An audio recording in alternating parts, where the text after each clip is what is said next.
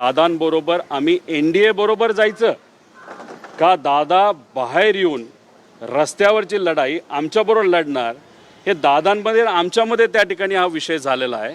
आज दादा नाही आहेत, त्यामुळे याच विषयावर चर्चा करणं गौण आहे आणि त्यामुळेच मी सांगतो की आमच्यासाठी या विषयाला पूर्णविराम लागलेला आहे दादा गेल्यानंतर लगेचच्या लगेच।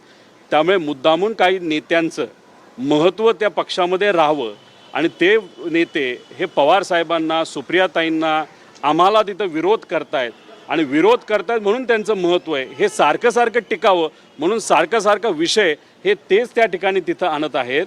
याच्या अनेक विषय जर त्यांना खरंच दादा भेटले होते नव्हते, सोपा विषय आहे की अजितदादा जेव्हा केव्हा भेटायचे ते जयंत पाटील साहेबांच्या घरी भेटायचे।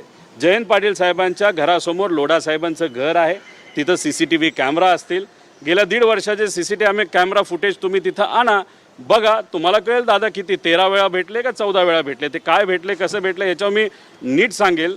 पण विषय एवढाच आहे की आज ॲक्सिडेंट झाला कसा, ब्लॅक बॉक्स जळला आणि तो आता भारताच्या बाहेर पाठवला जातोय, हे जे काही विषय आहेत ते आमच्यासाठी महत्त्वाचे आहेत। त्यामुळे अनेक लोक म्हणत आहेत की विलिनीकरणाबद्दल तुम्ही प्रेस कॉन्फरन्स घेणार होतो, त्याचं काय झालं? आमच्यासाठी विलिनीकरण आणि राजकारण हे दुय्यम आहे। आज कशाची कुठल्या गोष्टीचं महत्त्व आहे की दादांच्या बाबतीत प्रॉपर इन्व्हेस्टिगेशन होणं हे आमच्यासाठी महत्त्वाचं आहे। त्याच्यामुळेच आम्ही फक्त त्या विषयावर फोकस करून आहोत।